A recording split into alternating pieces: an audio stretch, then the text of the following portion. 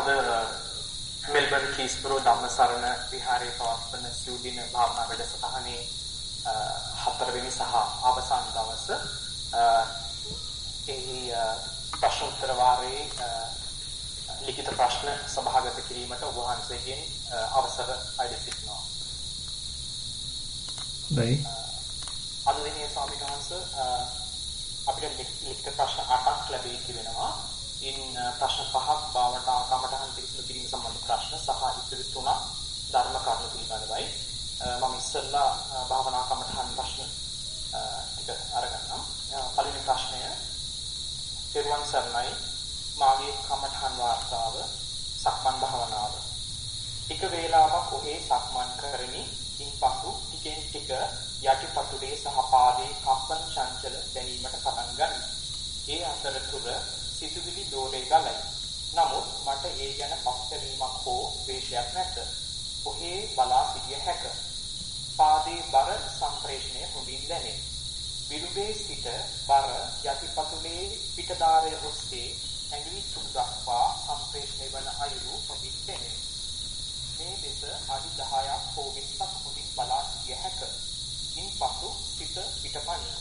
කොහේ හෝ යන සිතුවිල්ලක් සමග කතාන්දර ගොතයි. යලි ඒ ගැන අවබෝධ කරගෙන සිහිය යලි යටිපතුල වෙත යොමු කරමි. ඒ අතරතුර ශරීරයේ පැද්දීම, ගැස්සීම, වේදනා ආදීද දැනේ. සමහර විට වැඩි වේලාවක් සිතුවිලි සමග කතාන්දර හදන ආකාරයද උඩින් බලා සිටිමි. ඒ බව අවබෝධ වූ සැනින් යටිපතුල වෙත අවධානය යොමු වේ.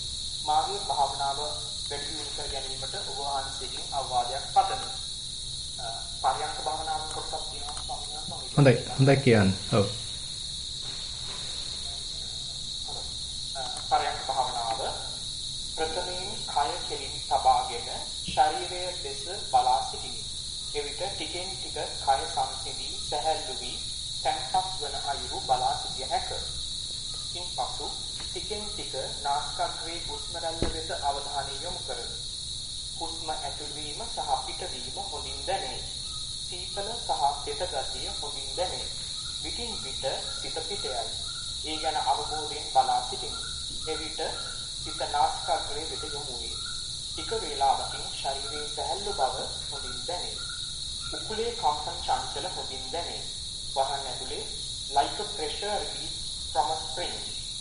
ඉන්පසු උඩුකය සැහැල්ලු වී කඩා වැටීමට පටන් ගනී. එවිට මම උඩුකය කෙලින් කරගනිමි. මෙය නැවත නැවත ශීඝ්‍රයෙන් සිදුවීමට පටන් ගනී. ඒ සෑම විටම මම වීර්යය වැඩි කර උඩුකය කෙලින් කරගනිමි. මේ අතරතුර සිත හුස්ම රැල්ලටද ශරීරයට හා සිතුවිලි අතර දෝලණය වේ. සමහර විට හුස්ම රැල්ල තුනී වී නොපෙනී යයි. මේ අයුරින් සීනුව නාද වනසේ දිගටම භාවනාවේ යෙදිය හැක. ඔබ වහන්සේගෙන් අවවාද පතමි. ඔබ වහන්සේට අපගේ ලොකු ස්වාමීන් වහන්සේට නිදුක් නිරෝගී සුවය පතමි. වාර්තාව අවසන්. හොඳයි. ඉතින් අතර මෙතන තව ප්‍රගුණ කරන්නයි තියෙන්නේ. කියන්නේ විශේෂයෙන් සකස් කරන්න කියලා මේ ලොකු දෙයක් නැහැ. අපිට තියෙන්නේ නැවත නැවත මේ තුල යෙදෙන්නයි. මොකද මුලදී හිතට තාම අපි තෝරලා දීපු අරමුණේ දිගට ඉන්න මනාපයක් නැහැ. ඉතින් ඒ හින්දා යා වෙන වෙන අරමුණු වලට පයින්නවා. වෙන වෙන තැන් වලින් යම්කිසි ආස්වාදයක් බලන්න හදනවා, සතුටක් ලබන්න බලනවා. ඒ නිසා අපිට නැවත නැවත අපි තෝරගත්තු අරමුණට මූල කමඨහනට හිත ගේන්න සිද්ධ වෙනවා. ඉතින් ඒක සාමාන්‍යයෙන් කාටත් සිද්ධ වෙන දෙයක්. ටික ටික ඉතින් ඔය කරන්න තමයි භාවනාව එකලසක් අපිට දකින්න හම්බෙන්නේ. මේ විදිහට මම වාඩි වුණාට පස්සේ මම මේ විදිහට මූල කමඨහනේ හිත තිබ්බා. දැන් ඔන්න දිගටම ඒ කමඨහන ඇසුරු කරගෙන හිත පවතිනවා. හිතේ යම්සේ ඒකාග්‍රතාවයක් තියෙනවා. ඊට පස්සේ මම ඊට අමතරව මේ දැනට දැනෙන දේවල් වලට අමතරව තව මොනවාද මෙතන දැනගන්න පුළුවන් කියලා උත්සාහවන්ත වෙනවා. යෝනිසෝ මනසිකාරයක් යොදනවා. කියලා අර Tamanට ටිකක් භාවනාව ගැන යම්කිසි පරිචයක්, අවබෝධයක්, පුහුණුවක් එන්න පටන් ගන්නවා ඔක කාලයක් කරනකොට. ඒ නිසා මෙතන විශේෂයෙන් සකස් කරන්න කියලා දෙයක් නැහැ. ලොකු වැරද්දක් වෙලා නැහැ. දිගට කරගෙන යන්නයි තියෙන්නේ. හොඳයි.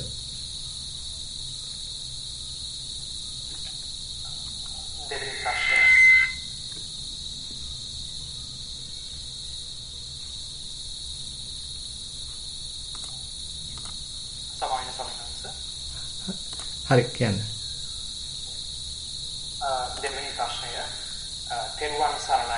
ගරු ස්වාමීන් වහන්සේ භාවනාවේ 4 වෙනි දින කමඨහන් වර්තාව.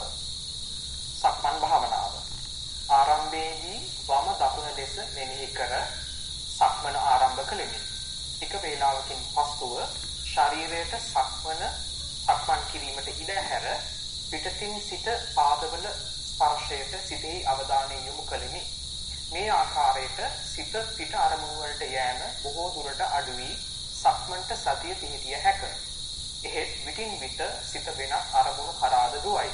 විශේෂයෙන් භාවනාවේ අවසාන දිනයෙහි හෙට අනිද්දාට කරන්න තියෙන වැඩ ගැන සිහියට එයි. සතිය තවදුරටත් දියුණු කර ගැනීමට අමතර උපදේශක් ඇතනම් ඒ පිළිබඳ දැනුවත් කරන මෙන් ගෞරවයෙන් ඉල්ලා සිටිමි. පරයන්ක භාවනාව. ආනාපාන සති භාවනාව දිගටම කරගෙන ගියෙමි. මුල දින 3ට වඩා භාවනාව දියුණුවක් දැකිය හැක. භාවනාව ආරම්භ කර ටික වේලාවකින් හුස්ම සංසිඳී සියුම් වී යයි. බෙල්ලද පහතට නැවෙන බවක් දැනේ. ආනාපානයද ඉහළ පහළ යෑම ප්‍රකටය. හිත පිට යෑම අඩුය.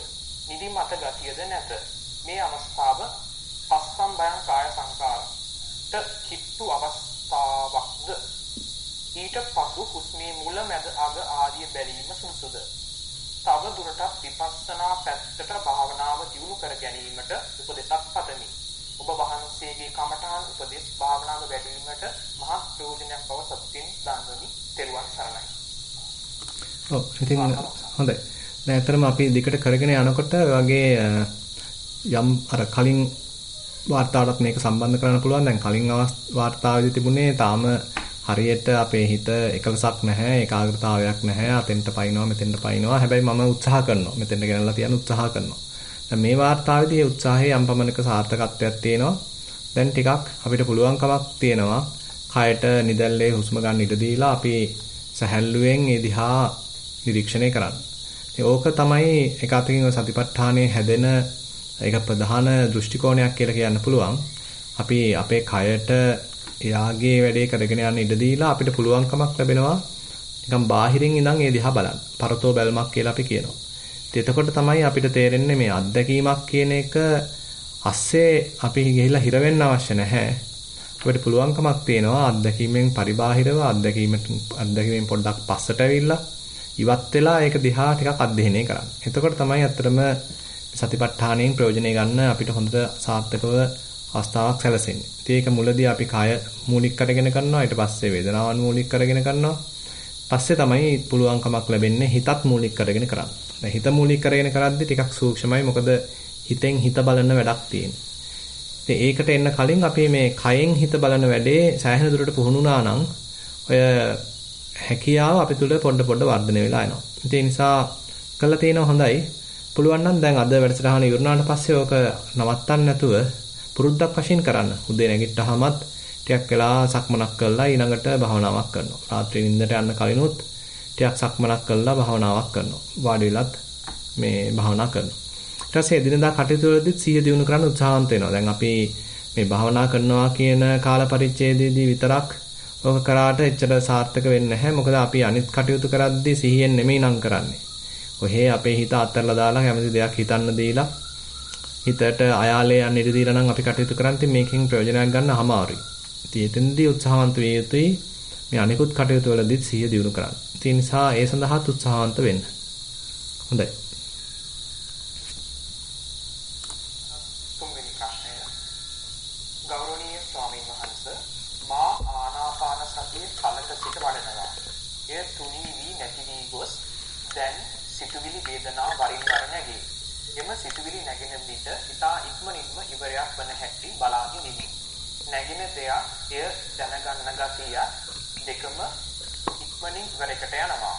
මෙම සිතුවිලි ලිහලා බලන්න තරම්වත් ඒවායේ පැවැත්මක් නැහැ. ඉතා ඉක්මනින් නිමේෂයක්වත් නොසිත ඉවරයකටම යනවා. ස්වාමින් වහන්සේ භාවනාවෙන් එළියට ආ විගස මට මරණය ඇත්තක් එය ඉතා ඉක්මනින් වෙනවා ආදී අදහස් හිතෙනවා. මරණය දැකලා දන්න දෙයක් වගේ හිතිලා මරණය පිළිබඳව අදහස හරිම සැහැල්ලු එකක් වගේ හැඟෙනවා. නමුත් ලංකාවට ගිහින් වයෝවෘද්ධ දෙමව්පියන් දැකීමේදී ඔවුන් තව ටික කාලයයි අපිට තියෙන්නේ කියලා මරණයට යම්කිසි සූදානමක් වෙන ගතිය පෙනෙන විට මට භාවනාවෙන් එළියට ආ විගස දැනෙන තරම් සැහැල්ලුවක්වත් මරණය ගැන හිතට නොනැගී. ස්වාමින් වහන්සේ මට භාවනාවේදී දකින්න ඉවර වීම සහ එය පිළිගත් පිට තියෙන සැහැල්ලුව ජීවිතයට ආකල්පමය හැටියට ඇතුළත් කර ගැනීමට භාවනාවේදී තව තවත් මේ ඉවර වීම දැකිය යුතුද? එක්මනයි සමහරවිට. ඔව් ඇත්තටම එහෙම දෙයක් නම් තියෙනවා. ඒ කියන්නේ අපි සාමාන්‍යයෙන් වෙලා තියෙන්නේ අපේ හිත එක අරමුණක් ඉවරනකන් ඉන්නේ නැහැ. ඊළඟ අරමුණක ඇතිවීම වෙතට නැඹුරු වෙනවා. දැන් හැම තිස්සෙම අරමුණු ඇති වෙනවා නැති වෙනවා ඇති වෙනවා නැති වෙනවා වගේ ප්‍රවාහයක් තියෙන්නේ. අපි අර එක අරමුණක සම්පූර්ණ ඒ ජීවන ප්‍රවෘත්තිය දකින්නේ නැහැ. ඒකේ ඇතිවීම, පැවතීම, සුළු වේලාවක් පැවතීම, අවසන් වීම එහෙමද බලන්නේ නැහැ. අපි ඇතිවීම පැත්තේ තමයි සාමාන්‍යයෙන් සමුදයෙන් සමුදයට යන ගතියක් තමයි තියෙන්නේ. එතකොට අපිට තේරෙන්නේ නැහැ මේකේ මේ සම්පූර්ණ චිත්‍රය අපි දකින්නේ නැහැ. දැන් භාවනාවේදී අපි විශේෂයෙන් විපස්සනාවේදී ඔය මුළු චිත්‍රය දකින්න අපේ හිතට පොඩි ඉගැන්වීමක් කරනවා. ආශ්වාසයේ මුලත් බලනවා, මැදත් බලනවා, අගත් බලනවා. ප්‍රශ්වාසයේ මුලත් බලනවා, මැදත් බලනවා, අගත් බලනවා. ඊළඟට අපි හිතමු අපි ධාතු ලක්ෂණ හඳුනා ගන්නවා නම් ඒවා හට ගන්නා ස්වභාවයත් බලනවා, සුළු වේලාවක් පවතින ස්වභාවයත් බලනවා, විපරිණාමයත් බලනවා, නැති වෙලා යන ස්වභාවයත් බලනවා. දැන් මෙහෙම අපි පුරුදු වෙන්න දැන් මේකේ තියෙන සමුදය පක්ෂය විතරක් නෙමෙයි වය වෙන පක්ෂය. එහෙම නැත්නම් ක්ෂය වෙන පක්ෂය, නැති වෙලා යන පක්ෂය, නිරුද්ධ වෙලා යන පක්ෂයත් හොඳට තේරෙන්න ගන්නවා. ඉතින් එතකොට සමහර කාලයකදී ඕක නිරුද්ධ වෙන පක්ෂයෙම වඩා ප්‍රකට වෙන්නත් පුළුවන්. එතකොට හැමතැනම පේන්නේ නැතිවීමක්. ඉතින් ඒකේ යම්කිසි පැත්තක් තමයි දැනුත් ඔය කතා කරලා තියෙන. දැන් يعني නිරෝධ කියන පක්ෂය මරණය කියන පක්ෂයට යම් සම්බන්ධයක් නැකමක් තියෙනවා. හැබැයි දැන් මේ කතා කරලා තියෙන සම්මුති මරණයක්. ඒ කියන්නේ දැන් අපි සාමාන්‍යයෙන් හිතාගෙන ඉන්නවා අවුරුදු 40කට 50කට කලින් අපි ඉපදුනා. ඔන්න ටික කාලයක් දැන් මේ ගත කරගෙන යනවා. තව අවුරුදු 20කින් 30කින් ඔන්න මැරලා යනවා. ඉතින් මේ ඇවිල්ලා සාමාන්‍ය සම්මුති මරණය අපි විපස්සනාවකදී ඊට වඩා බොහොම සියුම්ව මේ මොහොතක් පාසා සිද්ධ වෙන මරණය.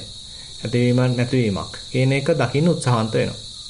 ඉතින් එතකොට අර සම්මුති මරණයට ඔය කිව්වා වගේ ටිකක් සාර්ථකව මුහුණ දීමේ හැකියාවක්, උපේක්ෂාවෙන් යුක්තව මුහුණ දීමේ හැකියාවක්, මැරෙන්න කලින් හිතේ යම්කිසි සකස් කර ගැනීමක් කරන්න තියෙන ඉඩ කඩක් ලැබෙයි.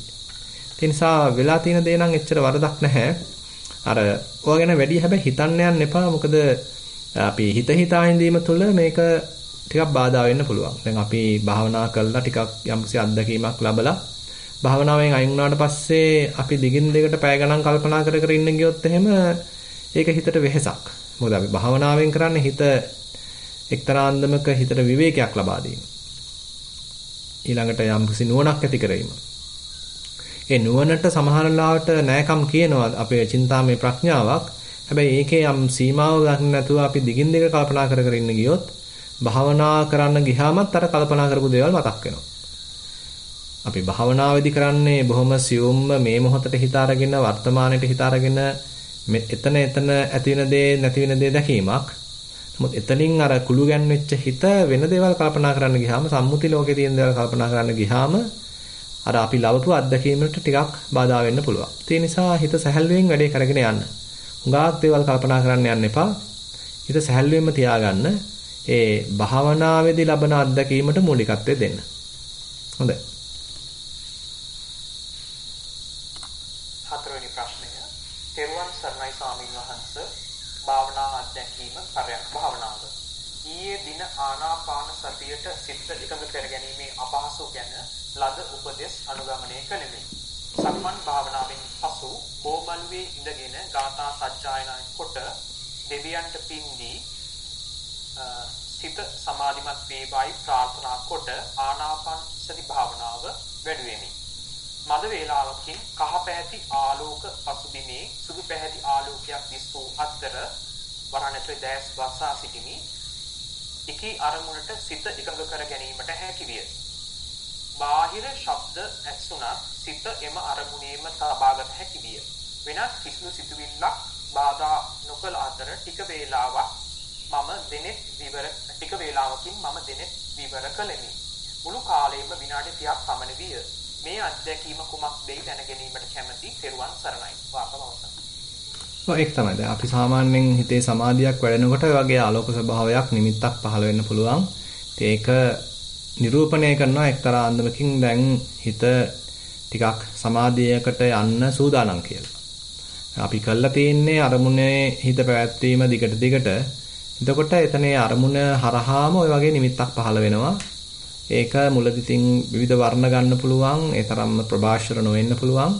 පස්සේ ඒක හොඳට ප්‍රභාෂර වෙලා සුදු පාටට වගේ ඉතින් හැවෙන්නත් පුළුවන්. ඒක පාදක කරගෙන අපිට ටිකක් ගැඹුරු සමාධියකට යන්නත් පුළුවන්. දැන් හැබැයි ටිකක් අනිත් පැත්තත් දියුණු කරන්න උත්සාහන්ත වෙන්න. දැන් ඒ කියන්නේ දැන් බුදුරජාණන් වහන්සේ සමාධියටම විතරක් නෙමෙයි මූලිකත්වය දෙන්නේ. මේ තවත් දේවල් තියෙනවා අපි අවධානය යොමු කරන්න. විශේෂයෙන්ම සතිය, අනිත් එක තමයි ප්‍රඥාව. දැන් සතිය ඉස්සරහින් තියාගෙන යන ගමන තමයි හුඟක් සාර්ථක වෙන්නේ.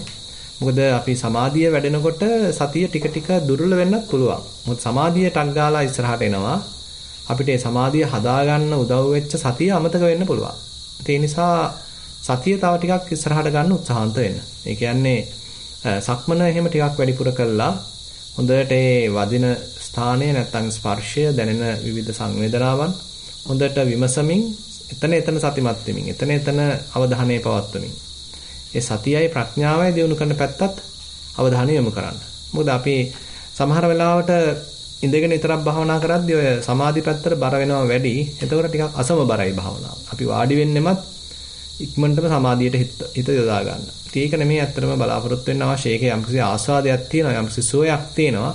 නමුත් ඊට වඩා ගැඹුරක් බුදුරජාණන් වහන්සේ දේශනා කරලා තියෙනවා. ඒ නිසා ඒ සක්මන් භාවනාවෙත් වැඩිපුර යෙදෙමින් එතන සිහියත් ප්‍රඥාවත් අවදි කරගන්න, දියුණු කරගන්න උත්සාහන්ත වෙන්න. හොඳයි. පස්වෙනි ප්‍රශ්නය. ගරු ස්වාමින් වහන්සේ ආශ්වාස ප්‍රශ්වාසයේදී හුස්ම පිට කරන විට උඩුතොලේ වැදීමත් හුස්ම ගන්නා විට නාසය අග යන ස්ථාන දෙකක් වෙන වෙනම අවධානය ඇති කිරීම ආනාපාන සති භාවනාවට බාධාවක් වේද? හුස්ම ගැනීම සහ පිට කිරීම යන ක්‍රියාවලිය දෙකේදීම එකම ස්ථානයකට අවධානය යොමු කළ යුතුද? පෙරුවන් සරණයි. ප්‍රශ්නය. ඔව්. ඇත්තටම මෙතනදී අපි එහෙම අපිට වමනා තැනක ආස්වාසය ප්‍රස්වාසය බැලීම නෙමෙයි කරන්න තියෙන්නේ.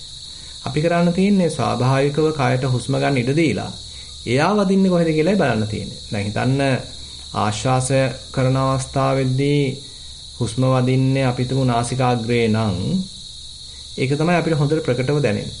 ඊළඟට හුස්ම හෙලනකොට අපි හිතමු හුස්ම දැනෙන්නේ උඩුතල ආසන්නයේ නම් ඒක තමයි අපිට වැඩියෙන් දැනෙන්නේ.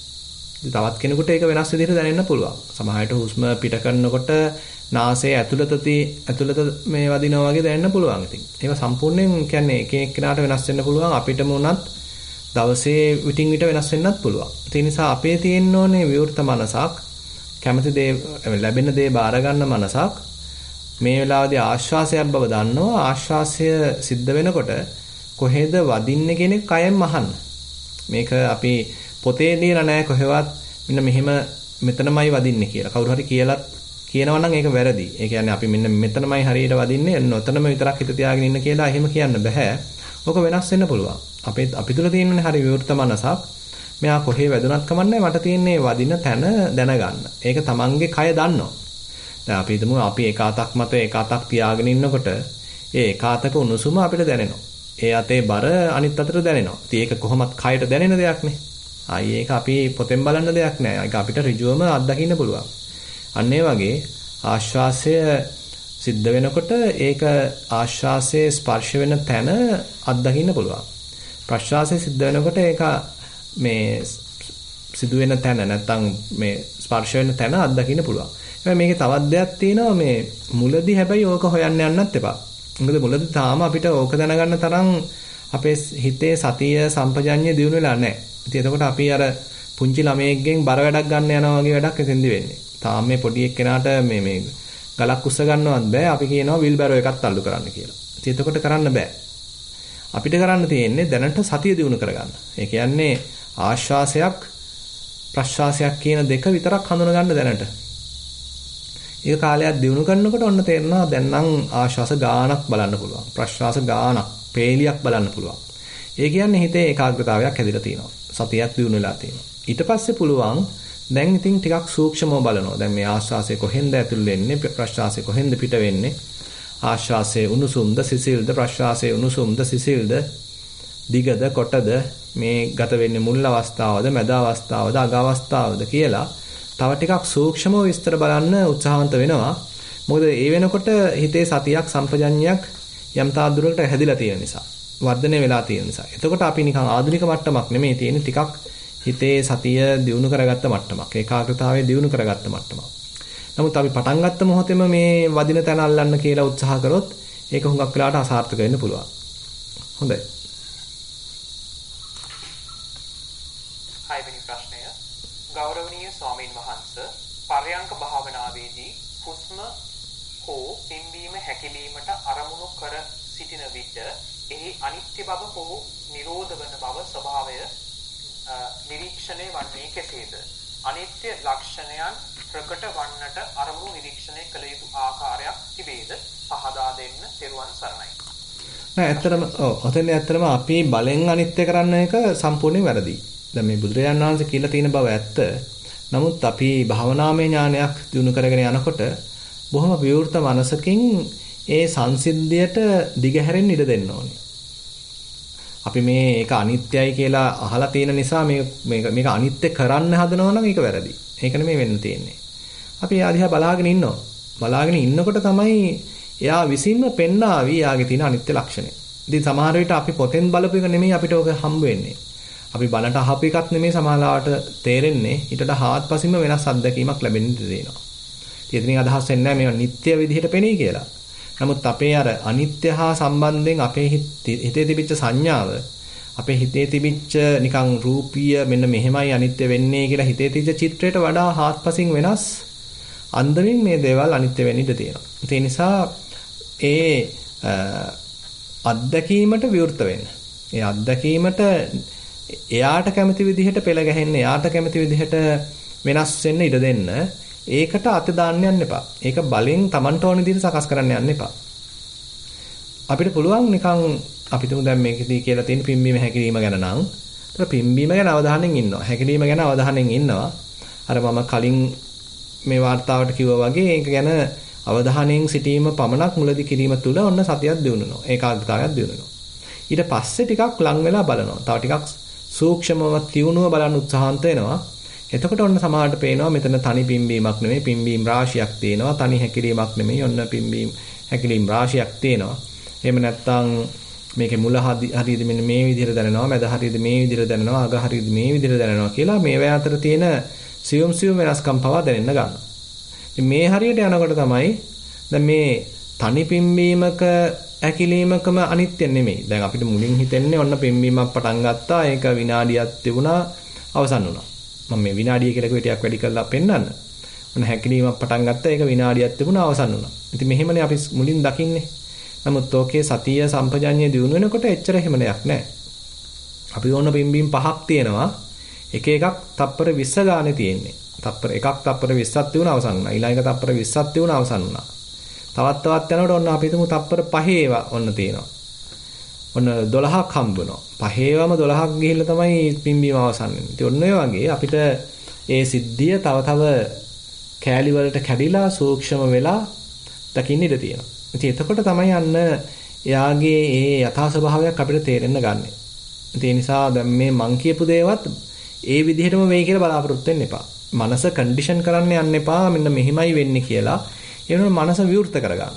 මනසේ හරි කුතුහලයක් විතරක් තියාගන්න අහවල් විදිහට වෙයි කියලා බලාපොරොත්තු වෙන්න එපා. ඒක බාධායි. එයාටම හැසිරෙන්න දෙන්න. එයා කැමති විදිහට ඒ තුලින් හඳුනා ගන්න මොකද්ද මේ අනිත්‍ය ලක්ෂණය කියලා. එතකොට තියෙන්නේ හරි නැවුම් අත්දැකීමක්.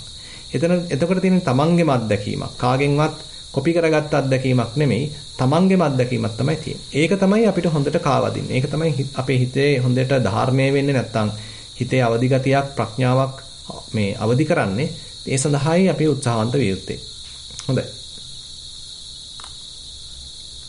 හත්වෙනි ප්‍රශ්නය.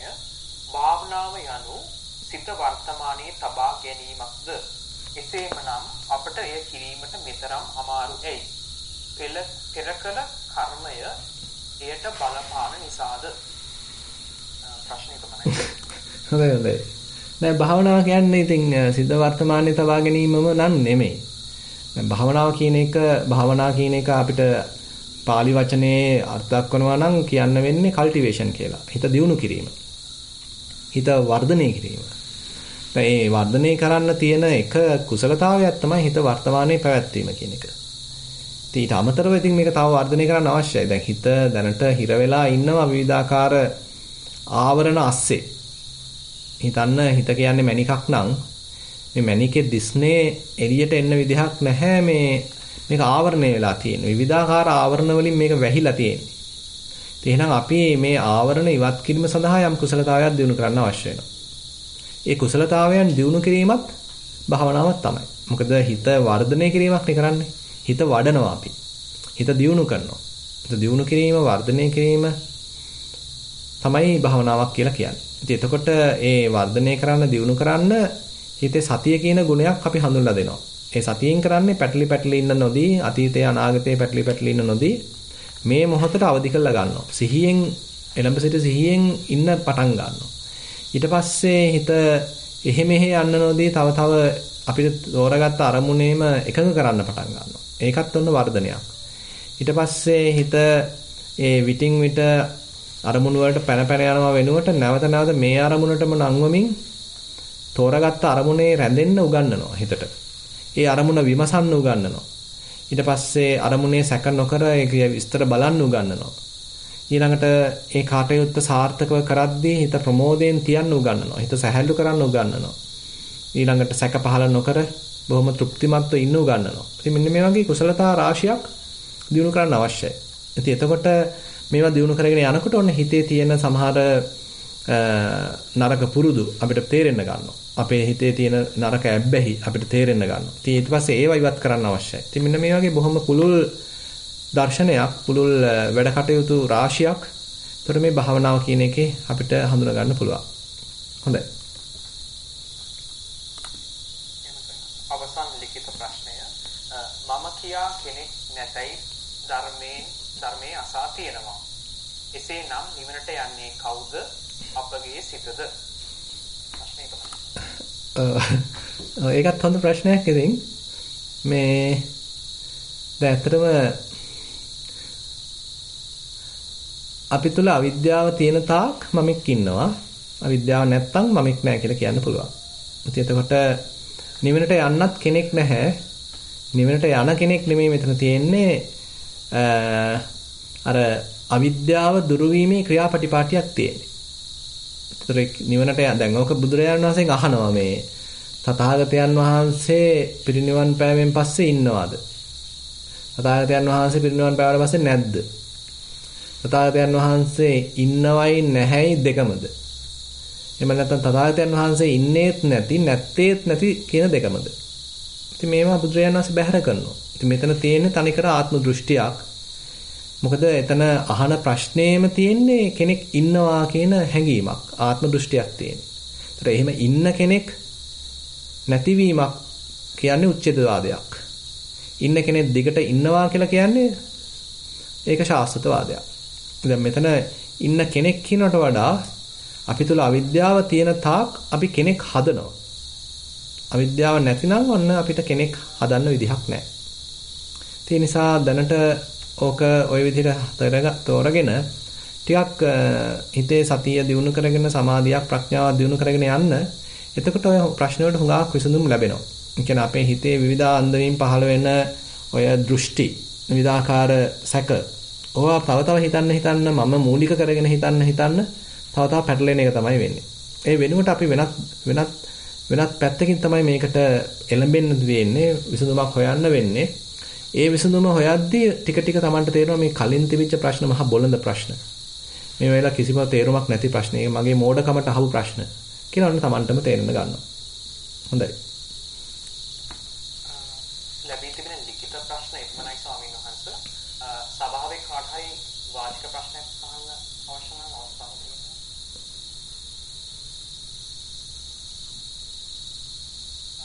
ප්‍රශ්න නැහැ වගේ ස්වාමීන් වහන්සේ. මේ අපිට පුළුවන් පර්සනල් යොමු වෙන්න. හොඳයි. හොඳයි.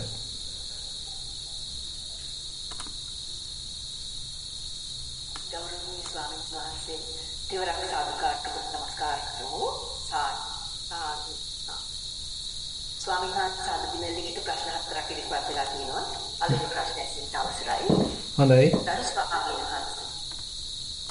ආර්යක භාවනාවේදී හෝ සක්මන් භාවනාවේදී අක්‍රමණයෙන් සිත සම්පූර්ණයෙන් පිටත යන්නේ තාම කලාතුරකින් වුවත් විශේෂයෙන් ඇතැම් දිනවල නොයෙකුත් සිත් බොහෝ වෙලාවක් එනම් පැය භාගයකටත් අධික කාලයක් කලාගෙන ඉන්නවා.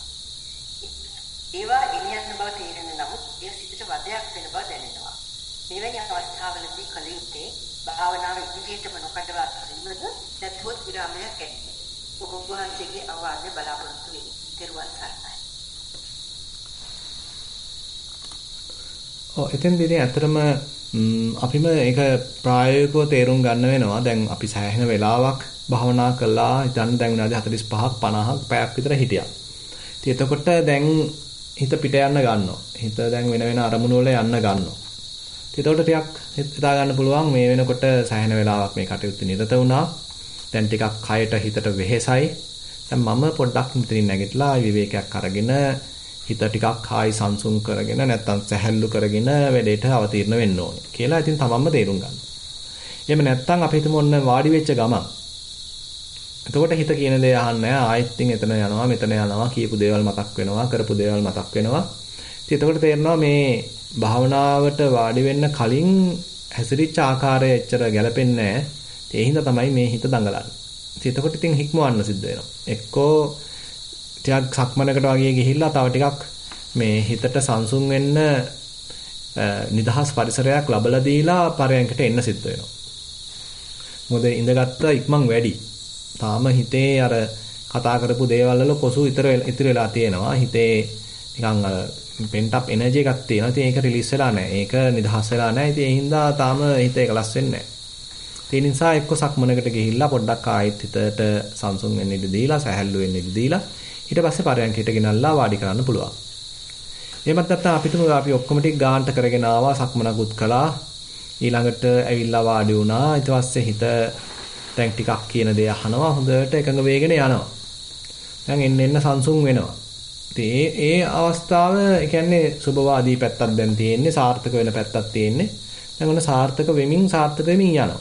ඊට පස්සේ ඔන්න අපි හිතමු හිත සංසුන් වුණා සෑහෙන දුරට.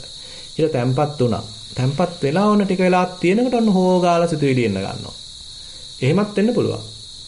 ඒක තවත් අවස්ථාවක්. එතෙන්දී හැබැයි නැගිටලා ගියොත් ඒක පාඩුයි. දැන් අපි තේරුම් ගන්න තියෙන්නේ දැන් මේ නිකන් අර වමනයක් පිට වෙනවා වගේ දැන් මේ ඇතුලේ තැම්පත් වෙලා තියෙච්ච කුණු රොඩු වගේක් තමයි දැන් මේ එළියට යන්න හදන්නේ. හිත නිකන් තැම්පත් වෙලා හිට තිබුණා. හැබැයි ඒ තැම්පත් වෙච්ච අවස්ථාවේදී අර ඇතුලේ තිබිච්ච මණ්ඩි වගේක් කුණු රොඩු වගේක් ගැලවිලා යන්න හදන උත්සාහයක්.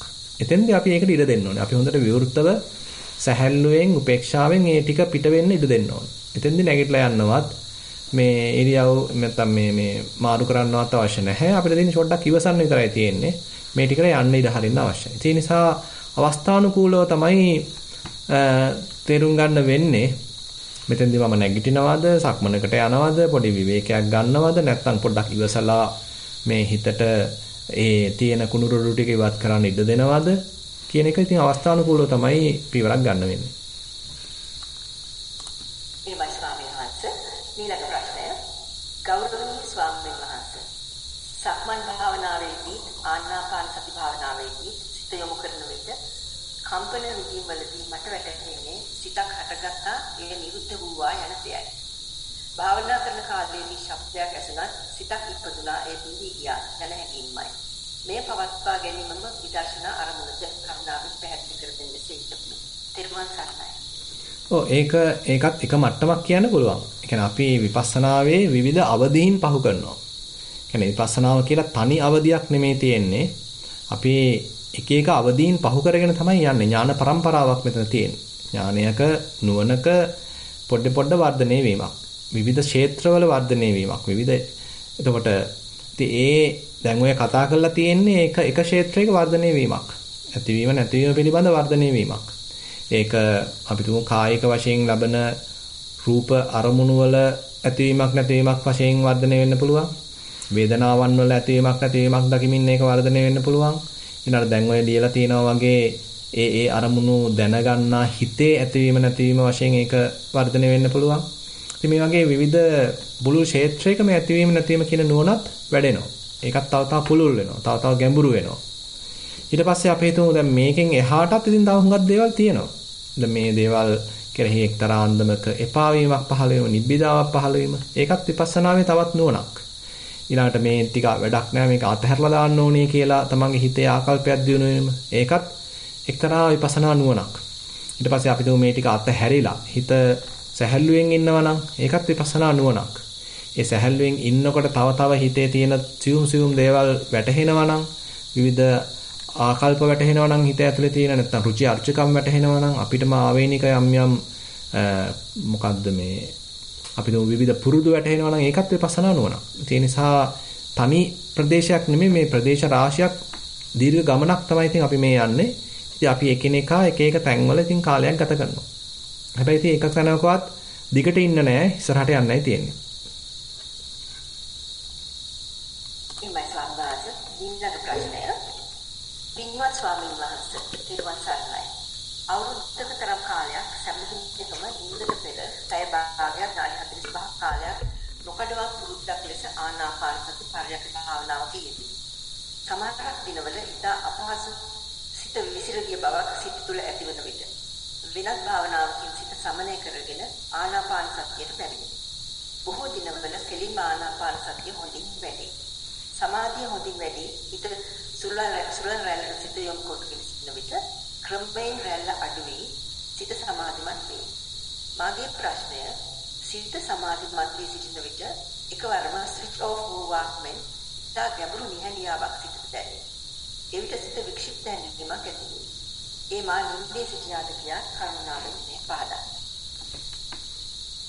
ඇත්තටම දැන් මෙතෙන්දී අපි සමාධියේ ඉන්නකොට හිත වැටෙන්න පුළුවන් ඔය වගේ ගැඹුරකට. හැබැයි එතන තාම අවදි ගතිය අඩුයි. ඉතින් අවදි ගතිය හැදෙන්නේ ඇත්තටම සතිය දිනු වීම හරහා. මොකද අපි සමාධිය පැත්ත දිගට වැඩුණාම ඒක ප්‍රබලව වැඩුණාම හිත නිකන් කොහෙටදෝ යනවා. හැබැයි එතන අවදියක් නැත්තම් සිහිය නැත්තම් අපි දන්නේ අපිට මොකද්ද උනේ කියලා. ඊට පස්සේ එකෙන් එළියට ආවට පස්සේ තමයි අපි දන්නේ.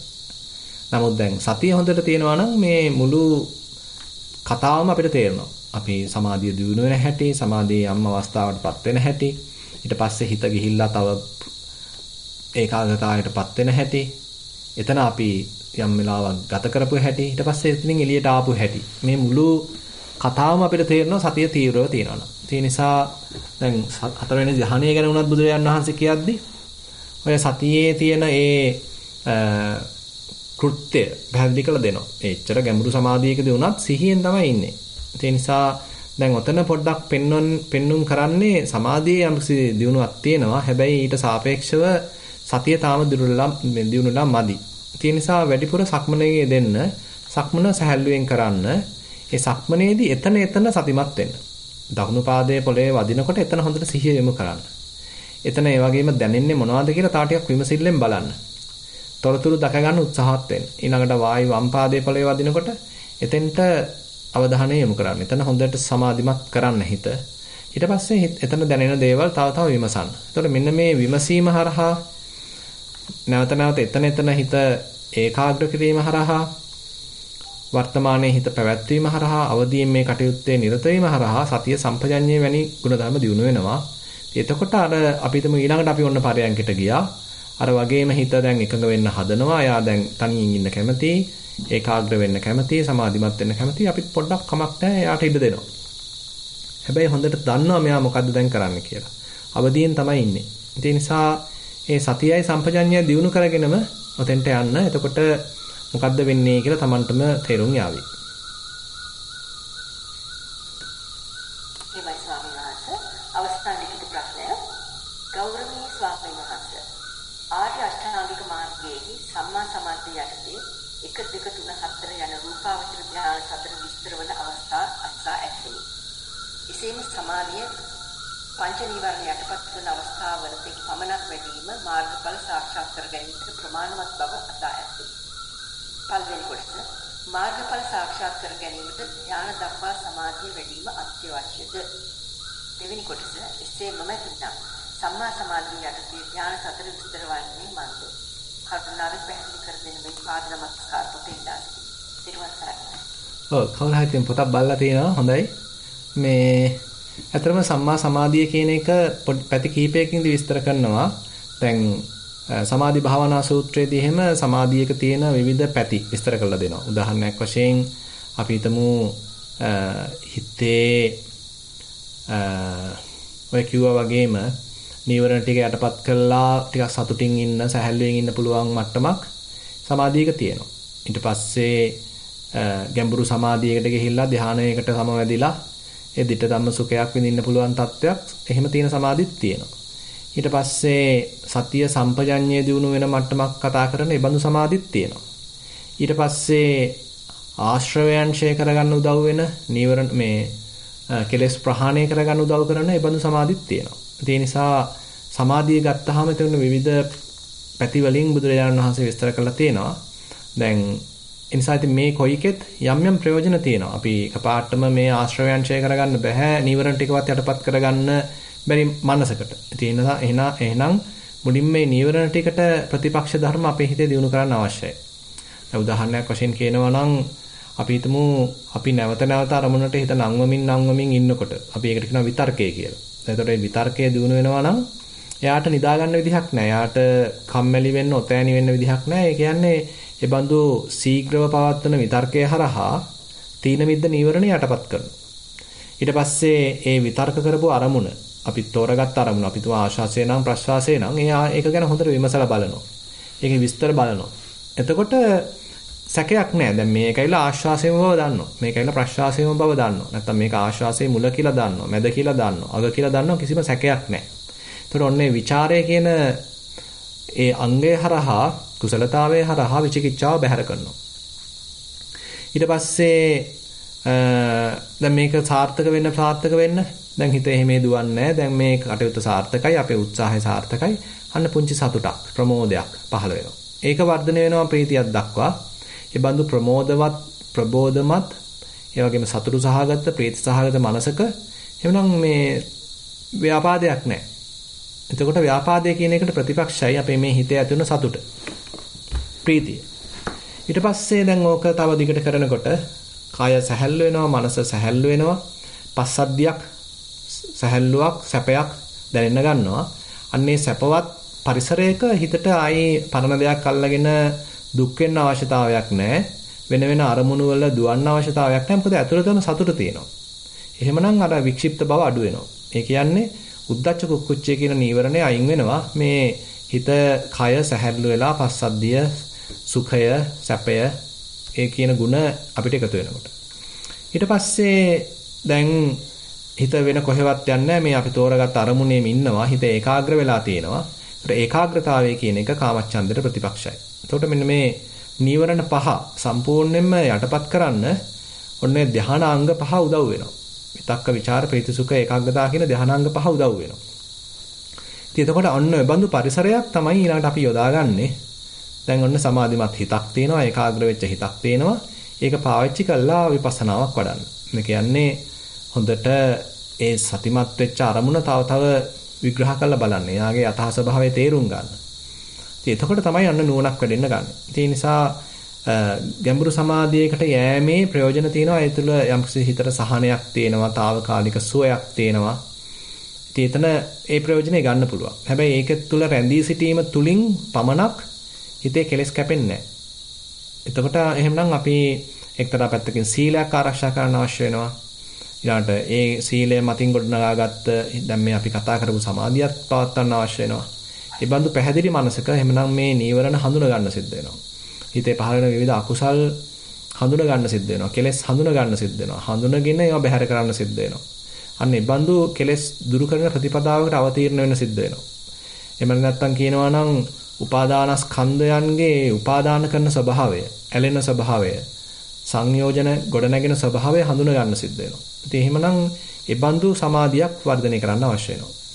ඒ නිසා සමාධිය කියන එකේදී දැන් සූත්‍ර දේශනාවලදී ඇතම් සූත්‍ර දේශනාවලදී සම්මා සමාධිය කියද්දී ප්‍රථම ධානයේ, ဒုတိယධානයේ, තෘතිය ධානයේ, චතුර්ථ ධානයේ කියලා හඳුන්වලා දීලා තියෙනවා.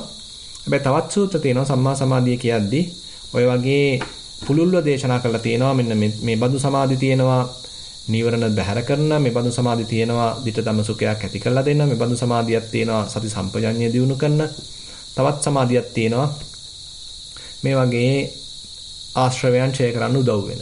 ඒ නිසා අපි ඒ වගේ ක්ෂේත්‍රයක් තමයි කතා කරන්නේ. එහෙමයි ස්වාමීන් වහන්සේ. ලිඛිත ප්‍රශ්න අවසానයි. සභාවේ ණයට ප්‍රශ්න ඉදිරිපත් කිරීමට අවස්ථාවක් දෙනවා.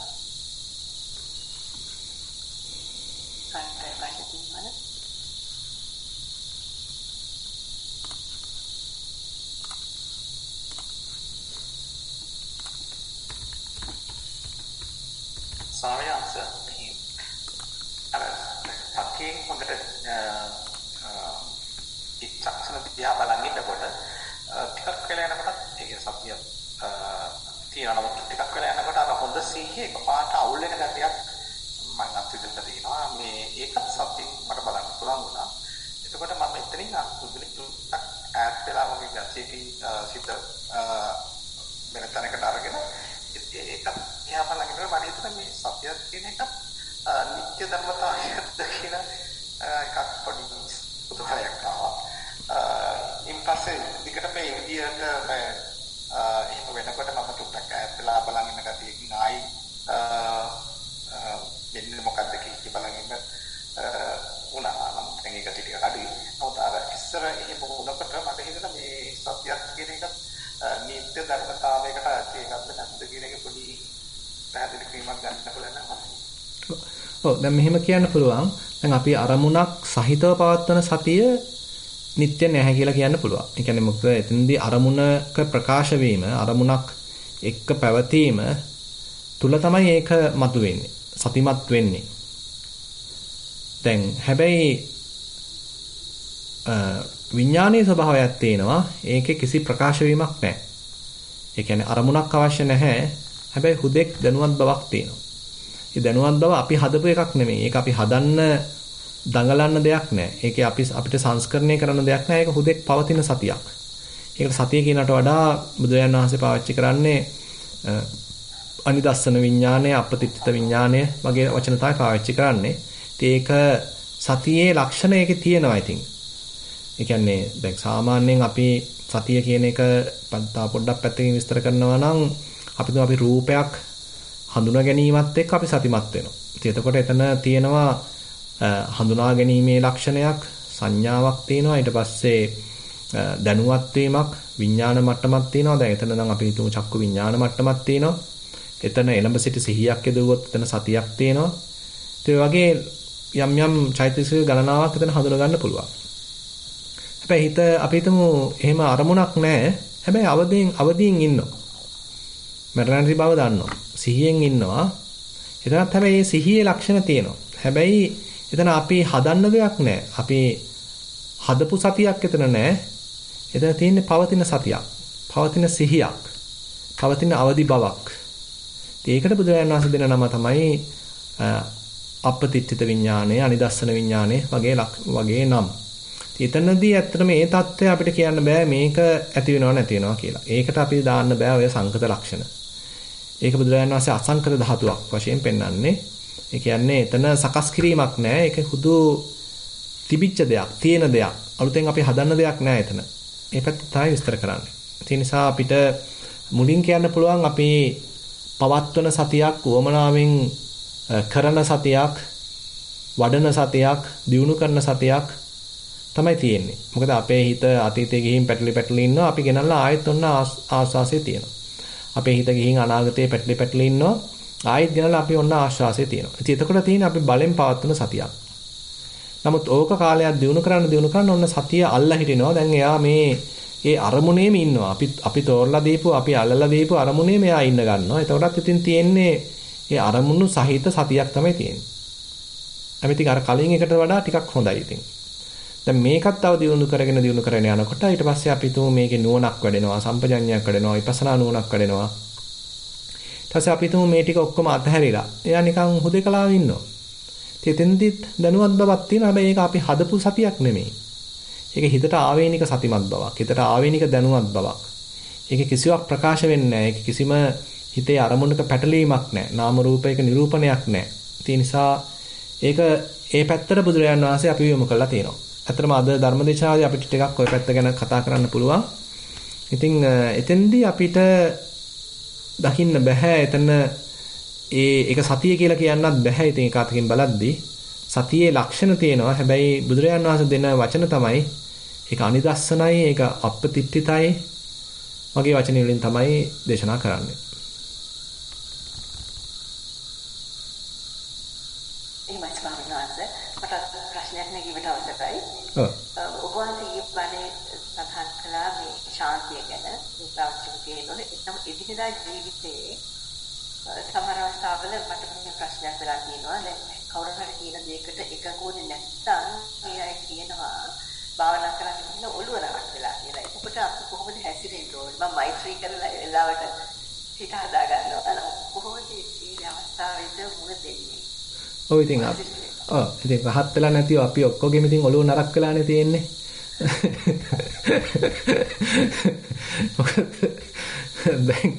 දැන් ලස්සන සූත්‍රයක් තියෙනවා රෝග සූත්‍රය කියලා. දැන් මේ රෝග සූත්‍රයේදී බුදුරජාණන් වහන්සේ කියනවා දැන් මේ කය ඇතම් කෙනෙක්ගේ ඔන්න දවසක් නිරෝගීව තියෙන්න පුළුවන්. හැබැයි තවත් කෙනෙක්ගේ ඔන්න සතියක්ම නිරෝගීව තියෙන්න පුළුවන්. තවත් කෙනෙක්ගේ එහෙම නෙමෙයි මාසයක්ම කිසිම ලෙඩක් හැදුන්නේ නැහැ. ඒ මාසෙම බොහොම නිරෝගී ශරීරයක්. අපි තුමු ඊටත් එහා ගිහලා ඔය බක්කුල මහරහතන් වහන්සේලා වගේ බොහොම පිං ඇති අයගේ මාස නෙමෙයි අවුරුදු ගණන් කිසිම ලෙඩක් නැහැ, හෙම්බිරිසාවක්වත් නැහැ. ඒක දිගට බොහොම නිරෝගී ශරීරයක් තිබිලා තියෙනවා. ඉතින් ඒ නිසා බුදුහාමුදුරු කියන මේ කය නිරෝගීව තිබීම ගැන ඒ වගේ අපිට හොයාගන්න පුළුවන්. යම් යම් සාක්ෂි හොයාගන්න පුළුවන්. එයා කාලෙකින් ස්පිරිතාලයකට ගිහිලා නැහැ, කාලෙකින් ඔන්න පැරසිටමෝල් එකක්වත් අරගෙන නැහැ කියලා. ඉතින් අපිට තේරෙනවා බොහොම නිරෝගී බවක් කයේ පැවතිලා තියෙනවා. හැබැයි බුදුරජාණන් වහන්සේ කියනවා මේ රහතන් වහන්සේගේ හිත හැරුණාම මේ අනිකුත් හැමදෙනාගේම හිත එක මොහොතක්වත් මේ නිරෝගීව තියෙනවයි කියලා කියන්න බෑ කියලා. ඒ කියන්නේ අපේ හිතේ කෙලස් තියෙන තාක් ඉතින් අපි මානසිකව රෝගී කියලා කියන්න තමයි වෙන්නේ. ඉතින් අපි ද්වේෂයෙන් දැවෙනවා කියන්නේ එතන රෝගී බවක් තියෙනවා. අපේ හිත රාගයෙන් දැවෙනවා කියන්නේ එතන යම් රෝගී බවක් තියෙනවා. ඒ තියා මෙතන මම ඉන්නවා කියලා හිතීම තුල පවා බුදුරජාණන් වහන්සේ කියන්නේ රෝගී බවක් කියලා. ඒ නිසා අපි මේ රෝගී බවක ඉඳලා නිරෝගී බවක් දක්වා තමයි තියන්නේ. ඒ නිසා ඔය විදිහට චෝදනා කරන කෙනත් ඉතින් රෝගියෙක්, අපිත් රෝගීන්ම තමයි කියලා ඉතින් හිත හදාගන්න තමයි තියෙන්නේ. අපි අපේ හිත නරක කරගත්තොත් එතන අපි පරාදයි ඉතින්. ඒ කියන්නේ දැන් ඒකයි බුදුරජාණන් වහන්සේ අපිට අවවාද කරන්නේ. අනිත් අය ඉතින් අපිට අභූතව චෝදනා කරන්න පුළුවන්. තනිකරම වෙච්ච නැති දෙයක්, අපි නොකරපු දෙයක් අල්ලගෙන අපිට චෝදනා කරන්න පුළුවන්. එහෙම නැත්නම් අපිව නිකන් අවඥාවට ලක් කරන්න පුළුවන්. ඔය කවුද මේ මාතර ශ්‍රී ඥානාරාම සායනහස එහෙම කියනවා. මේ දැන් ඒ කාලේ දැන් මේ කාලේ නම් ටිකක් මිනිස්සු භාවනා කරනවා. නමුත් ඒ කාලේ 950 ගණන් 60 ගණන් වෙනකොට භාවනාව කිසිසේත්ම ප්‍රචලිත දෙයක් නෙමෙයි. බොහොම මේ අතලොස්සක් තමයි භාවනා කරලා තියෙන්නේ. ඉතින් ඒ භාවනා කරන පිරිසටත් උන්වහන්සේ කියනවා මේ භාවනා පිස්සා කියලා මේ අවඥා කරනවා කියලා. ඒ නිසා ඒ බඳු පරිසරයක තමයි මේ අවාසනාවකට මේ ශාසනය තිබිලා තියෙන්නේ. පස්සේ තින් උන්වහන්සේලා මූලික වෙලා තවත් බොහෝ ස්වාමීන් වහන්සේලා මූලික වෙලා ඉතින් නැවතත් මේකේ යම්කිසි උද්දීපනයක් ඇති වෙලා තියෙනවා. භාවනාව ප්‍රචලිත වෙලා තියෙනවා. මිනිස්සුયો දැන් මේකේ තියෙන ප්‍රයෝජන අරගන්න ඉදිරිපත් වෙලා තියෙනවා. ඒ නිසා ඔය වගේ ඉතින් කොහොමත් අපිට නිന്ദා ප්‍රශංසා විඳින්න සිද්ධ වෙනවා. අපි උත්සාහවන්ත වෙන්න ඕනේ ඒවෙන් ඉතින් සැලෙන්නේ නැතුව එක්තරා අන්දමකින් උපේක්ෂාව පවත්වමින් ඉදිරියට යන්න. ස්වාමීන් වහන්සේ එතකොට ඒකට පිළිතුරු දෙන්නේ නැතුව ඔව්. ඉදීමද සුදුසු නැත්නම් පැහැදිලි කරන්න. ඔව් ඒ අගලන්ට ඒත්තු ගන්නවන මානසිකත්වයක් එතන තියෙනවා නම් ඉතින් පිළිතුරු දුන්නට වරදක් නැහැ. නමුත් Tamanට අපිට තේරෙනවා නම් කියලා වැඩක් නැහැ කියලා. එතකොට ඉතින් නිශ්ශබ්දන එක වඩා සුදුසුයි. මොකද හුඟක් වෙලාවට මිනිස්සු බොහොම ඒ කියන්නේ ඒගොල්ලන්ගේ දෘෂ්ටි කෝණයෙන් බලන්නේ කොච්චර ඒත්තු ගන්නවන්න ගියත් ටිකක් අමාරුයි. සමහරවිට මාන්නක්කාරකම වැඩි. එතකොට ඉතින් කියන දේ අහන්නේ නැහැ. ඊට වඩා හොඳයි කාය නාස්ති කර ගන්නවට වඩා මේ අපි පැත්තකට වෙන එක.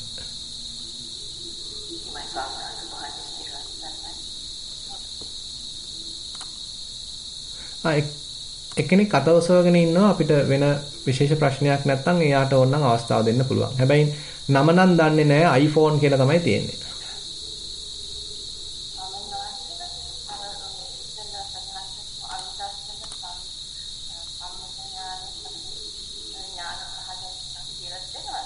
පොඩ්ඩක් ඇහුණා මදි. ආයි කියන්න.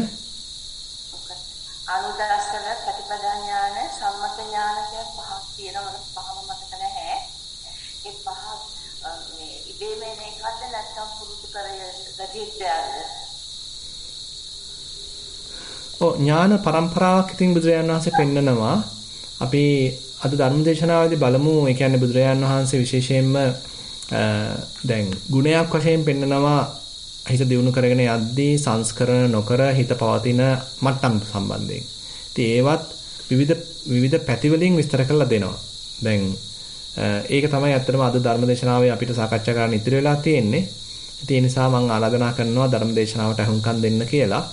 ඉතින් විපස්සනා ඥාන පැත්තෙන් කියනවා නම් විවිධ ඥාන විදිහට පෙන්නනවා. ඒ කියන්නේ පටන් ගැනීමේදී අපි රූප අරමුණු දැනගන්නා නාම අරමුණු කියලා ඔක දෙකකට බෙදා ගන්නවා.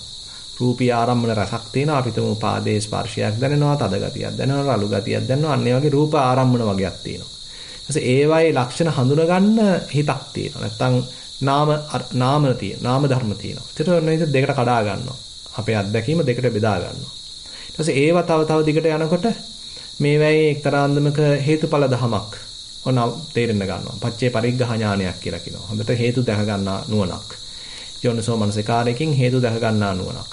තව ඒවා දිනු කරගෙන යනකොට ඔන්න විස්තර කරන්න පුළුවන් මේවා ඇත්ත සැටියෙන් තේරෙන බවක්. මේවා තියෙන අනිත්‍ය ලක්ෂණය ප්‍රකට වීමක්, දුක්ඛ ලක්ෂණය ප්‍රකට වීමක්, අනාත්ම ලක්ෂණය ප්‍රකට වීමක්. මේ කාටත් පොදු සියලු සංකත ධර්මවලට තියෙන පොදු ලක්ෂණ ටික Tamanට අවබෝධ වීමක්. එතරම් විපස්සනා නුවණක් වශයෙන් පෙන්වන්න පුළුවන්. ඊට පස්සේ ඒවා තේරුම් යෑම නිසා හිතේ පහළ වෙන නිබ්බිදාවක්, විරාගයක්. ඒවත් විරාගය සම්බන්ධ ඥානයක්, නිබ්බිදාව සම්බන්ධ ඥානයක් වශයෙන් පෙන්වන්න පුළුවන්. ඊට පස්සේ ඒවා එහාට ගියාට පස්සේ ඔන්න මුංචිතු කම්මිතාවයක්, මිදීමේ කැමැත්තක්, අතහැරීමක්, විමුක්තියක්. ඒතර ඒ පැත්තක්. ඒතර විමුක්ති ඥාන දර්ශනයක්. ඒ විමුක්තියක් පිළිබඳව හිතේ පහළ වෙච්ච නුවණක්, දර්ශනයක්. ඒ වගේ විවිධ පැති වලින් විවිධ සූත්‍ර දේශනාවලදී බුදුරජාණන් වහන්සේ දේශනා කළා තියෙනවා. ඉතින් ඒක 4යි තියෙන්නේ 5යි තියෙන්නේ කියලා එහෙමම කියන්නත් බෑ. මොකද ඇතම් දේශනාවලදී සමහරවිට ඒ වගේ කෙටියෙන් කියනවා මෙන්න මේ වගේ 4ක් තියෙනවා. මෙන්න මේ වගේ 5ක් තියෙනවා. මෙන්න වගේ 6ක් තියෙනවා. ඔය වගේ ඉතින් එක සූත්‍රවලදී එක විදිහට දේශනා කරලා තියෙනවා. හැබැයි ඉතින් අපි තේරුම් ගන්න තියෙන ඥාන පරම්පරාවක් මෙතන තියෙන්නේ. අද කලිනුත් විස්තර කරා වගේ තනි ඥානයක් නෙමෙයි තියෙන්නේ. අපි කලින් ලැබපු ඥානයක උනත් පුළුල් වීමක්, ගැඹුරු වීමක්. එහෙම නැත්නම් ඊටත් වඩා තවත් වෙනත් ඥානයක පහළ වීමක්. ඒකත් තව පුළුල් වීමක්, තවත් ගැඹුරු වීමක්. ඒ වගේ තමයි විස්තර කරන්න වෙන්නේ.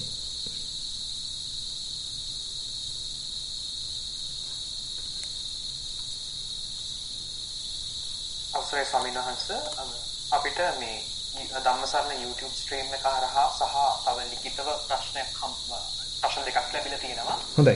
ඉදිරිපත් කරන අවසරයිද? හොඳයි. YouTube ඔස්සේ ලැබුණු ප්‍රශ්නය ගරු ස්වාමීන් වහන්සේ ඊයේ දින යෝනිසෝ මනසිකාරයේ සම්බන්ධයෙන් අසන ලද ප්‍රශ්නයට අදාළයි. භාවනාව නොමැති අවස්ථාවකදී යෝනිසෝ මනසිකාරය කරන්නේ කෙසේද? තෙරුවන් සරණයි. ඇත්තටම භාවනාව නොමැති අවස්ථාව කියන එක ටික අපෙන් අයින් වෙනවා. ඒ කියන්නේ අපි මුලදී තමයි භාවනා කරන කාලයයි භාවනා නොකරන කාලයයි කියලා නිකන් අපේ හිතේ ආකල්පයක් තියෙන්නේ. උදේ මම භාවනා කරනවා නැගිට්ටට පස්සේ ඊට පස්සේ මම භාවනා කරන්නේ නැහැ. ඊට පස්සේ මම උන රැයටත් භාවනා කරනවා. එහෙම තමයි අපි කියන්නේ. පස්සේ හැබැයි ඒක අයින් වෙලා උදේත් භාවනා කරනවා. හැබැයි ඒ දිනු කරගත්තු සතිය මම අනිත් වැඩ කටයුතු වලදී පවත්වන්න උත්සාහන්ත වෙනවා. ඔන්න අපේ සතිය කියන එක ටික පැතිරෙන්න ගන්නවා. අපේ ජීවිතේට භාවනාව සතිමත් බව එකතු වෙන්න ගන්නවා. ඉතින් ඕක පැතිරෙන්න තමයි අඛණ්ඩ සතියක් පවත්වන්න. මුළු දවස පුරා සතිමත් වෙන්න උත්සාහත් වෙන්නේ. ඉතින් එතකොට දිගට පවතින සතියක්, අඛණ්ඩව පවතින සතියක් අපිට හම්බ වෙනවා. ඉතින් එතකොට අපිට කියන්න බෑ දැන් ඔන්න භාවනා කරන වෙලාවයි භාවනා නොකරන වෙලාවයි කියලා වෙන් කරන්න බෑ. දැන් එතකොට ජීවිතේම භාවනාවක් වෙලා. ඒක තමයි කරගන්න තියෙන්නේ. එහෙම නැතුව අපි මේ වෙන් කළගත්ත කාර්ය පරිච්ඡේදයකදී විතරක් භාවනා කරනවා අනිත් වෙලාවදී හිතට නිකන් කැමති දෙයක් කරගන්න දීලා මම පැත්තකට වෙනවයි කියලා මේක කරන්න බෑ. අනිවාර්යයෙන්ම අපි ජීවිතේම භාවනාවක් කරගන්න අවශ්‍යයි. ඊට පස්සේ අපි හිතමු ඔන්න චිත්තානුපස්සනාවකට ධම්මානුපස්සනාවට එනකොට ආයි එයාට මේ උදේ වේලාවේ විතරයි චිත්තානුපස්සනා කරන්නේ පස්සේ කරන්නේ නැහැ කියලා එහෙම එකක් නැහැ. උදේ නැගිට මොහොතේ ඉඳන්ම හිත දිහා බලන්න ඕනේ. රාත්‍රී නිින්දට යනකම්ම හිත දිහා බලන්න ඕනේ. ඒක බලන්න ඕනේ කියන්නේ අනිත් වැඩ නතර කරලා බලනවා කියන එක නෙමෙයි. අනිත් වැඩ කටයුතු කරන ගමනුත් හිත ගැන අවධානයෙන් ඉන්න ඕනේ. ඉතින් එතකොට යෝනිසෝ මනසිකාරයක් පවත්වනවා කියන එක ආයි භවනා කරන වෙලාවෙදී නොකරන වෙලාවෙදී කියලා වෙනසක් නැහැ. මේ නිරන්තරයෙන් එබඳු නුවණකින් සතියකින් ඉන්න උත්සාහන්ත වීමක් තමයි තියෙන්නේ. හැබැයි ඉතින් ඒකේ ගැඹුර වෙනස් වෙන්න පුළුවන්. අපි හිතමු අපි ටිකක් සැදී පැහැදී වාඩි වෙලා හිත ටිකක් එකඟ කළා ආශ්වාසයක ප්‍රශ්වාසයක එහෙම නැත්නම් වේදනාවක හිතක තියුණුව අපි අවධානය යොමු කරද්දී එතන කියන්න පුළුවන් තීක්ෂණ වශයෙන් අපි යෝනිසෝ මනසිකාරයක් පවත්වනවා කියලා. හැබැයි ඉතින් එහෙම නැතුව අපි නිකන් බස් එකේ යනවා වාඩි වෙලා ඉන්නවා. අපි හිතට ඉබාගාතේ යන්න නොදී අවධානයෙන් ඉන්නවා. හිත කරන්නේ මොකද්ද කියලා අවධානයෙන් ඉන්නවා. එතනත් සතියක් තියෙනවා නුවණක් තියෙනවා. එතන අර තරම් ඉතින් අර ගැඹුරට යamak නැහැ. යෝනිසෝ මනසිකාරයේ යම් පමණක් තියෙනවා. නමුත් ඉතින් අර තරම් තීක්ෂණ මට්ටමක් නැහැ. එහෙම කියන්න පුළුවන්. ඊළඟ ප්‍රශ්නය ගරු ස්වාමින් වහන්සේ දුක කියන්නේ දැනෙන දුක නොව ආස්වාදය නිසා විඳින සැපයයි. ආර්ය දුක එය නේද? දරුවා කියන සිතුවිල්ලක්ගෙන ඒ ගැන සිතමින් කාලය ගත කිරීම බැඳීම නිසා උපදින දුකයි. එහෙත් දරුවාට විපත්තියක් කරදරයක් වූ විට සිතේ ඇතිවෙන දුක ශෝකය ඒකත් දුක නේද? කරුණාවෙන් පහදා දෙන්න ඔබ වහන්සේට නිරෝගී සුව ලැබේවා. ඔය ඉතින් දුක කියන එක ලොකු පුළුල් ක්ෂේත්‍රයක් විදිහට ඉතින් බුදුරජාණන් වහන්සේ පෙන්නනවා. ඉතින් අපිට ප්‍රිය වස්තුන් තියෙනකොට ඒ ප්‍රිය වස්තුන් නිසා දුක ඇති වෙනවා. ඒ ප්‍රිය වස්තුන් අපි කැමති අපි බලාපොරොත්තු වෙන විදිහට පවතිවි කියලා. නමුත් ඒවා වෙනස් වෙනකොට අපේ හිතේ දුකක් ඇති වෙනවා. ඊළඟට අපි බලාපොරොත්තු වෙන දේවල් තියෙනවා. අපි ප්‍රාර්ථනා කරන දේවල් තියෙනවා. ඒවා නොලැබෙනකොටත් ඔන්න දුකක් ඇති වෙනවා. ඊට පස්සේ අපි හිතමු අපි අකමැති දේවල් එක්ක අපිට කටයුතු කරන්න සිද්ධ වෙනවා. අපේ අකමැති ඈත් එක්ක ඉන්න සිද්ධ වෙනවා. එතකොටත් ඉතින් දුකක් ඇති වෙනවා. ඊට පස්සේ මේවා අපි හිතේ ඇතුලේ දාගෙන කල්පනා කරනවා. ඒ කල්පනා කරන වාරයක් පාසා දුකක් ඇති වෙනවා. අපේ හිත ඇතුලේ අපි සංස්කරණ කරනවා. හිතනවා, කල්පනා කරනවා. මේ කල්පනා කරන හිතවිල්ලක් ගන්න දුකක් ඇති වෙනවා. ඒ නිසා සම්මුති මට්ටමින් ඕලාරික මට්ටමිනුත් දුක කතා කරන්න පුළුවන්. ඊට වඩා සූක්ෂම මට්ටමින් අපේ අඩුම තරමින් සංස්කාරයක් පහළ වීම පවා දුකයි කියලා තමයි බුදුරජාණන් වහන්සේ කියන්නේ. සබ්බේ සංඛාරා දුක්ඛ. යම් හෝ සංකත ධර්මයක් පහළ වෙනවද අපි ඒ පහළ වෙන සංකත ධර්මයට අපේ හිත යොදාගෙන ඉන්නවද? හිත ඒකට අලෝගෙන ඉන්නවද? ඒ තුලින් දුක ජනිත වෙනවා. හොඳයි. ලැබී තිබෙන ප්‍රශ්න එතුමනයි ස්වාමීන් වහන්සේ. හොඳයි. මේ අතෝසලා තියෙන කෙනෙක් ප්‍රශ්න ඉදිරිපත් කරන්න. එළන් සරණයි ස්වාමීන් වහන්සේ. මම අම්දාමත් මේ භාවනා කරනවට අයිසිසිංහ සක්මන් භාවනාව ටිකක් කරනවා ඒ විදිහට සක්මන් වෙලා ඉන්නවා. මම විදිහට කොහොම ඉන්න අතරේ අර විදිහට මේ මට එක මම ඉතින් හිතාගෙන මේ මොනවද මේ මොකක්ද වෙන්නේ එහෙම කියලා ඔය අතරතුර මම 50 අහගෙන ඉන්නවා. විශේෂයෙන් තමයි හඳුරන්ගේ බුහත්කේ 50 ලක්ෂණ දේශනාත් අහනවා. සහ අනිත් ධර්මදේශනාව ඉතින් මට ඇහෙන වෙලාවට මම අහනවා. ඒ වුණාට මේ දැන් මට තේරෙනවා ස්වාමීන් වහන්සේ දැන් මගේ දැන් මම කියලා හිටියට මගේ ඇතුලේ ඉන්නවා තව කෙනෙක්. ඒතර මට නම් මේක ත්‍රිත්වයක් වගේ දැනෙන්නේ. දැන් මම සාමාන්‍යයෙන් ඉන්න මම මේ ළමයි කින්න ළමයි කෑ ගහන වැඩට යන ඩ්‍රයිව් කරන මිනිස්සෙක්. ඊට පස්සේ මගේ ඇතුලේ ඉන්නවා වෙන කෙනෙක්. හැබැයි කිසිම දෙයක් දන්නේ නැහැ සම්පූර්ණ. මට අදුම තරමේ මගේ අම්මා මං අහනවා දන්නවද කියලා අම්මවත් දන්නේ. බුදුහාමුදුරුවෝත් දන්නේ. මමවත්ම දන්නේ නැහැ.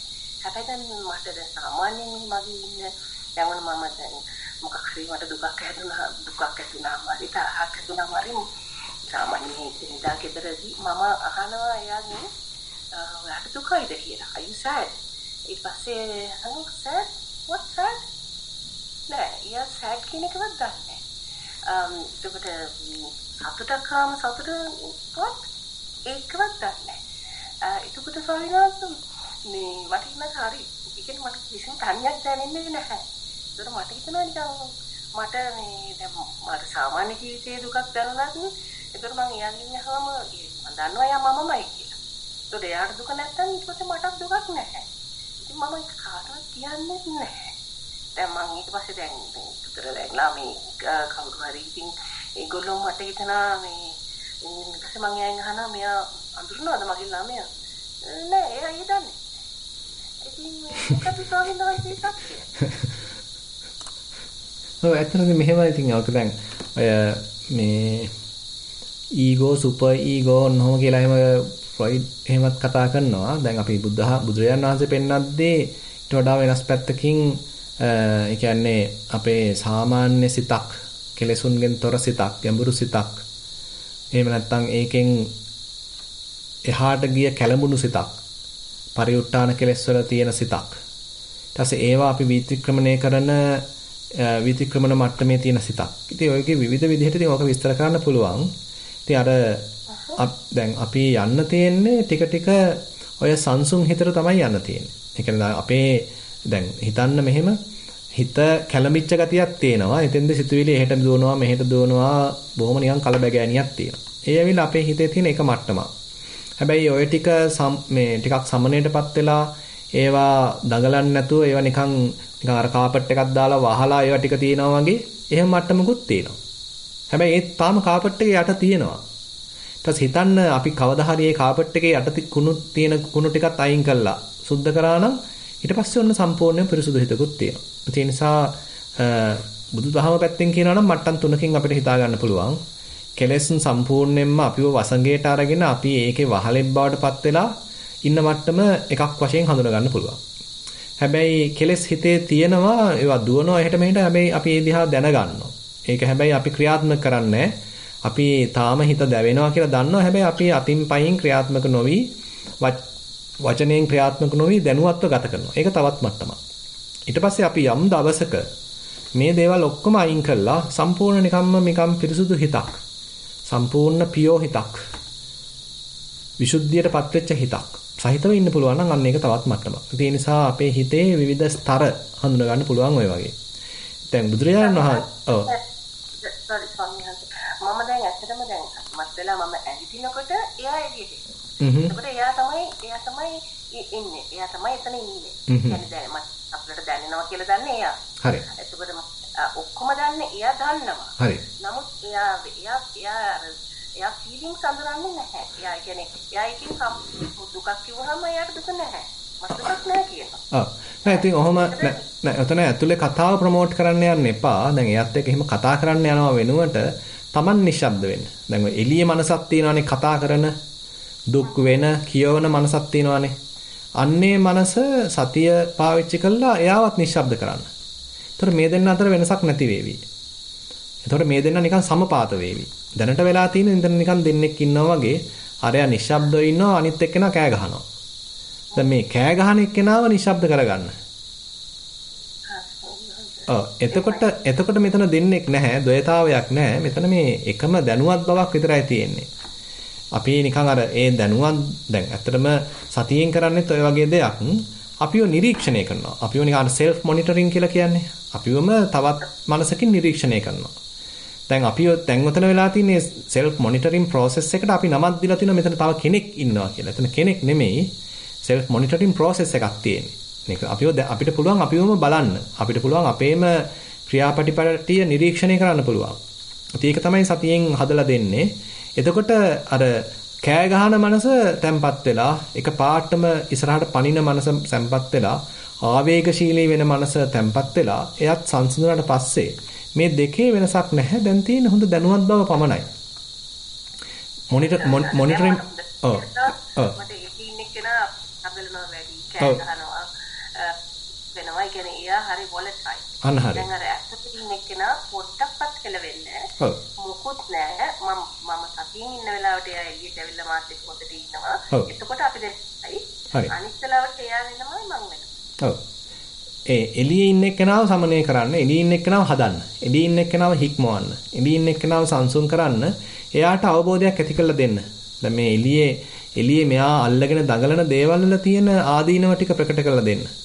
එතකොට මේ එළියේ එයා අල්ලගෙන ඉන්න ටික අතහරීවි. ඊට පස්සේ මේ එළියේ ඉන්න එක්කෙනා නිකන් බොඳ වෙලා යාවි. එතකොට තියෙන්නේ හුදෙක් දැනුවත් බවක් පමණයි. ඒකටත් ඉතින් කෙනෙක් කියලා කියන්න බෑ. පුජ්‍යලයක් මේ ඉන්නේ කියලා කියන්න බෑ. එතන ඇතිවි නැතිවි යන process එකක් කියලා තමයි කියන්නේ. දැනුවත් බවක් තියෙනවා. කියන්නේ ස්වාමීන් වහන්සේ අදිගානේ මං එයා මගේ නමවත් දන්නේ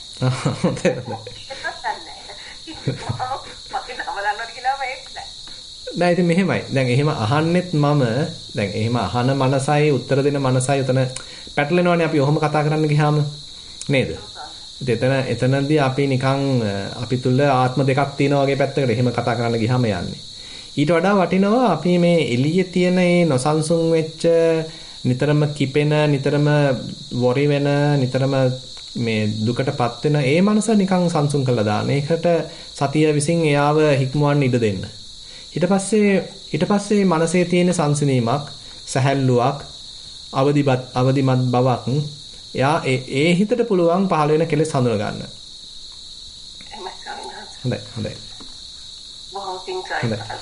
හොඳයි තේරුවන් සන්නයි. හොඳයි මම හිතන්නේ අපිට ලැබිලා තියෙන ප්‍රශ්නේ එපමණයි. එහෙනම් මම ආරාධනා කරනවා ධම්මසරණ විහාරණයට වැඩසටහන સમાપ્ત කරන්න කියලා. එහෙමයි ස්වාමීන් වහන්සේ. අපි නැවත මෙල්බන් වේලාවෙන් සවස් 5ට දැන් ලංකාවේ වේලාවෙන් දහවල් 12 මාට ධර්මදේශනාව සහ වැඩසටහනේ අවසානයේ වෙනුවෙන් ඔබ වහන්සේ සමග සම්බන්ධ වෙන්න බලාපොරොත්තු වෙනවා. নমස්කාර වේවා ස්වාමීන් වහන්සේ. හොඳයි සියලු දෙනාටම තෙරුවන් සරණයි.